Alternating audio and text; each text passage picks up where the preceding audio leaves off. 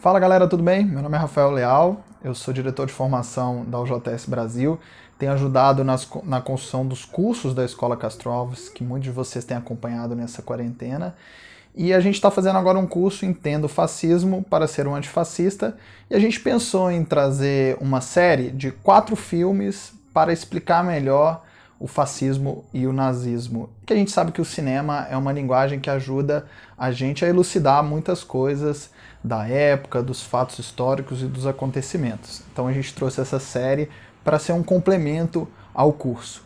E o filme escolhido para começar é nada mais nada menos do que um clássico, quando o assunto é nazismo. O Ovo da Serpente, de um dos maiores diretores da história do cinema, Ingmar Bergman.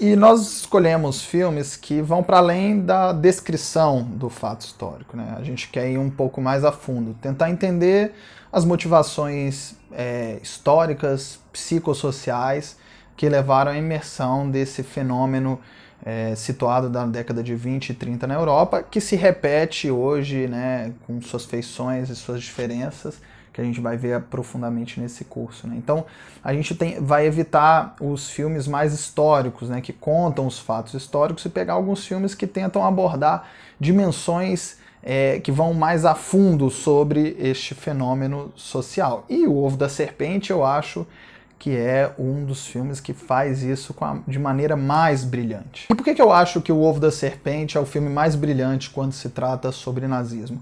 Porque o Bergman ele já era um diretor muito consagrado e um dos maiores da história por trazer e transpor para a tela questões que procuravam ir no âmago da alma humana. Eles procuravam explorar os conflitos da subjetividade humana, dessa penosa existência nossa enquanto ser humano. E ele faz isso com uma maestria muito grande, né? Muito famoso os seus enquadramentos, muito próximo ao rosto de cada personagem, que fazia com que a gente tivesse uma imersão naquela mente, naquela consciência, e ele traz isso para a tela com muito brilhantismo. É por isso que todos os filmes do Bergman são sempre muito densos e não tão fáceis de digerir. Mas o Ovo da Serpente ele muda um pouco. Ele mantém aquela abordagem dele de tentar explorar a subhumana, só que ele usa menos alegorias, os filmes dele são sempre muito alegóricos, e o Ovo da Serpente é bem direto. E ele procura situar historicamente o contexto social e político em que desenvolve a história desse filme, né? Então, diferente de todos os outros filmes do Bergman, onde ele não procura situar o período histórico, esse aqui ele deixa bem claro. E ele faz isso através de uma estrutura narrativa que é a seguinte: o protagonista ele narra os fatos da situação que a Alemanha se encontra. Então fica bem claro a situação de crise econômica, social e política desde o início do filme, onde o Abel, o personagem principal, fala da superinflação, das tensões políticas, das tensões sociais que eles estão vivendo. E também durante todo o filme vão aparecendo pessoas que leem uma matéria de jornal, que falam alguma coisa no geral sobre como está a Alemanha. Tem uma frase emblemática do Inspetor Bauer que é: nada na Alemanha funciona, exceto o medo. Então vocês vão ver que o filme, a tônica do filme é esse clima de medo em todas as dimensões humanas. E Bergman faz a gente viajar para a Alemanha em 1923 através da história de 2 artistas de circos desempregados, Abel e Manuela, interpretados por David Carradine e Liv Ullmann, sempre presente nos filmes do Bergman. E, como eu disse, a narração é sempre do Abel, do protagonista, e tem um dos momentos muito marcantes das falas deles, as falas deles sempre muito bem escritas, que é quando ele diz que o medo parece exalar pelo bueiro. E o filme é muito isso, vocês vão ver o medo exalando pela tela. Aquele sentimento de tensão e que se manifesta nos personagens na angústia, ele é colocado desde o início do filme, quando o Bergman coloca uma cena de pessoas andando com um semblante de muita angústia, sem som nenhum, e logo corta para um letreiro de créditos iniciais, muito simpático, com um jazz de fundo. E é muito legal esse artifício que ele faz de já cortar, saindo de um clima de muita tristeza para um clima de muita alegria. Eu acho muito legal quando faz isso em todos os filmes. Para mim sempre dá uma quebra assim no clima que dá você... Ele mostra mais explicitamente, olha, eu quero mostrar qual é a diferença deste ambiente para esse. E ele faz muito isso com o cabaré. Sempre que aparece o cabaré no filme, é um momento que o filme fica um pouco mais alegre, onde aquele clima de tensão, medo, angústia, ele meio que desaparece, entra um clima mais leve, as cores são mais fortes, as cenas são mais engraçadas, né? E tem uma hora que ele faz isso, numa das cenas mais pesadas do filme, que é quando as pessoas matam um cavalo da polícia, não sei se era da polícia, mas um cavalo, e passam a comer a carne dele crua porque estavam com fome, e a pessoa chega para oferecer aquela carne para o Abel, e logo em seguida corta para o cabaré, para uma cena muito engraçada.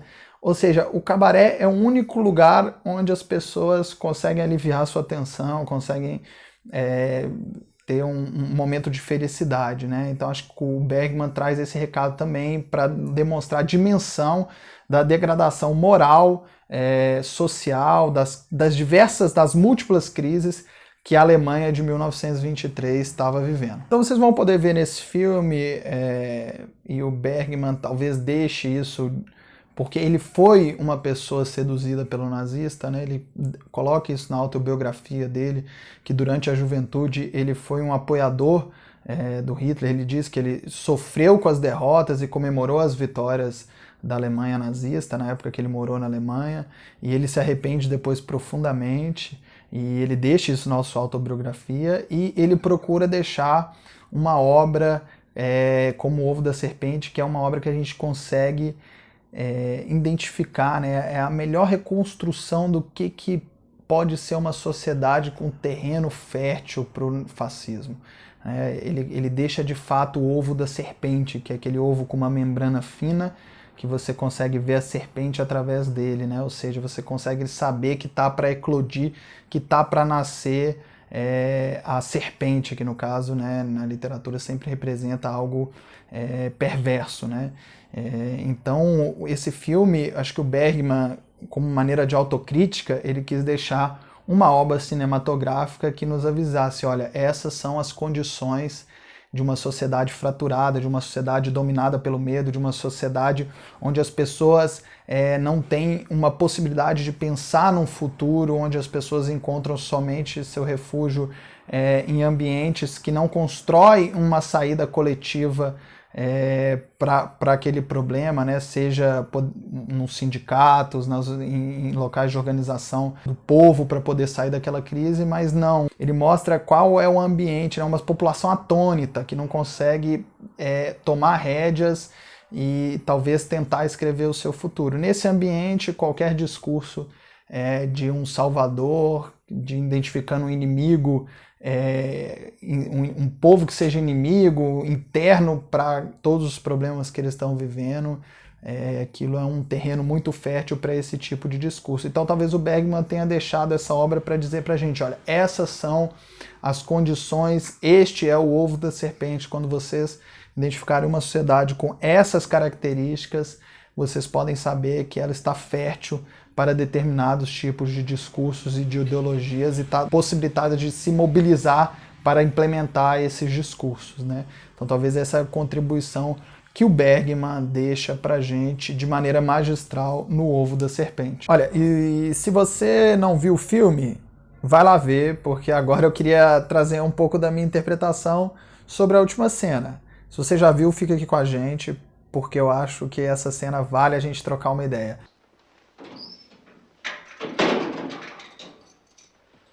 Dr. Soterman warned me against you, but I didn't believe him.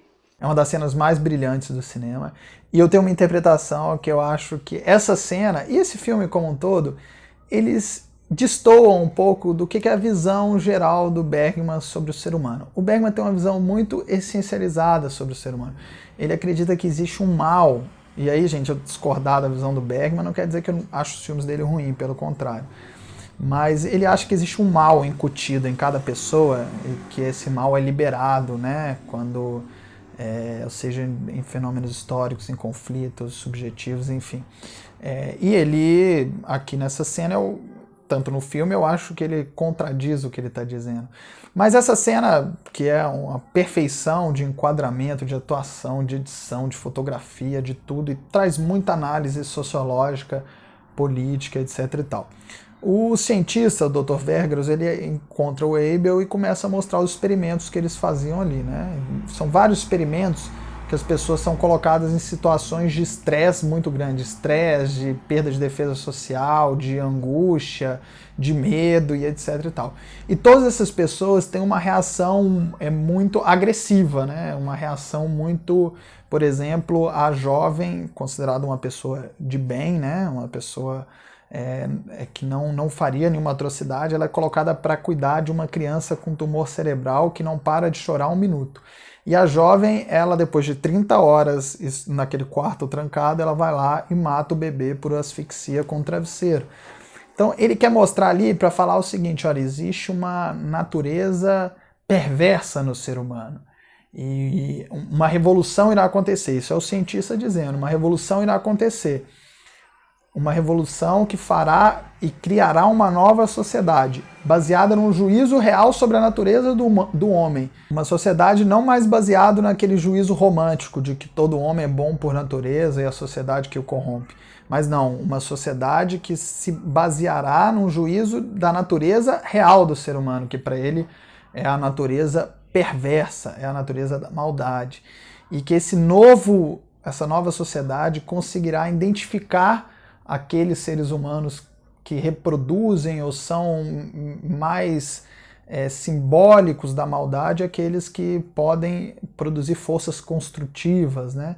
E essa nova sociedade vai conseguir eliminar aqueles perversos por natureza e reforçar aqueles que têm que são mais úteis, né? Ele nem usa a palavra bom, ele usa a palavra mais úteis, né? Só que depois ele diz, né, que essa revolução não vai ser feita agora, ela vai ser feita daqui a 10 anos, porque as pessoas agora estão muito apáticas, quem vai fazer a revolução são os filhos dessas pessoas, que vão crescer com aquele ódio daquela população. Ele deixa isso bem claro lá na cena, né? Mas acho que o que é melhor aqui é que nem eu disse, essa cena, para mim, ela contraria o próprio pensamento do Bergman sobre essa natureza humana que tem alguma coisa de mal ou ruim. Pelo contrário, a natureza humana é determinada pelo momento histórico em que a gente está vivendo, inclusive esse juízo moral de bom e mal, ele é uma construção histórica também, né? Então, uma pessoa colocada sob estresse, colocada numa tensão, numa angústia, uma população angustiada, é uma população mais aberta a introjetar e defender essas ideias, né? De que existe uma parcela que é perversa por natureza e que precisa ser eliminado para esse mundo ser um lugar melhor. E essa é a essência da ideologia fascista, né? De que existe um tumor, a sociedade é um grande organismo, e existe um tumor que precisa ser extirpado e que a partir disso a gente vai viver no paraíso, né? E o que eram os órgãos, os órgãos saudáveis era a raça ariana, né? E o resto deveria ser eliminado, né? Principalmente os judeus, né? Isso é a essência da ideologia nazista, que é mostrada aqui com Bergman com muita genialidade. Eu acho que fica claro isso, né? De que todos esses regimes baseados na violência e no extermínio do outro, de uma outra etnia, enfim, de outros povos, são regimes que procuram uma ideologia de naturalizar algumas características humanas, né? Então falar, todo preto é preguiçoso, ele não é gente, não tem alma, né? A gente está vendo os evangélicos, alguns evangélicos que pregaram, né? Os negros africanos não têm alma. Então você desumaniza aquela pessoa, né? Você coloca determinadas características, identidades estanques para poder falar, olha, isso aqui é perverso. Se tirar isso aqui da sociedade, a gente vai viver bem. E todos os regimes baseados na violência, seja o colonialismo, o fascismo, o nazismo, eles precisam construir essa ideologia de desumanizar determinadas identidades, etnias, para poder conseguir colocar o seu projeto de dominação.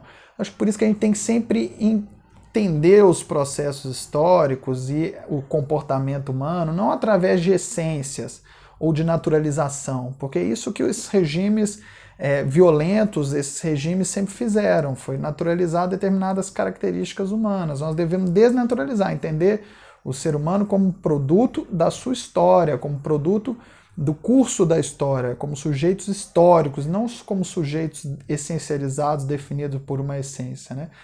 E eu acho que esse filme traz essa mensagem, é um pouco diferente de todo o pensamento filosófico do próprio diretor, mas quando você vai tratar de história, e ele, por mais que ele é muito alegórico, etc., esse filme ele traz um relato histórico muito profundo, ele tem que ceder essa visão, que é a visão mais real do homem como um sujeito histórico e não como alguma natureza que tenha algum comportamento que vem de uma natureza determinada. Então é isso, gente. Se vocês gostaram desse vídeo, assistam os próximos, que a gente ainda está definindo quais vão ser os filmes que a gente vai trazer aqui para vocês. Assistam o nosso curso. Se você estiver vendo esse vídeo depois do curso, ele vai estar disponível aqui no canal do YouTube. Segue o canal da UJS, ativa o sininho para vocês receberem. Estamos produzindo muito conteúdo massa aí nessa quarentena e depois da quarentena, para a gente poder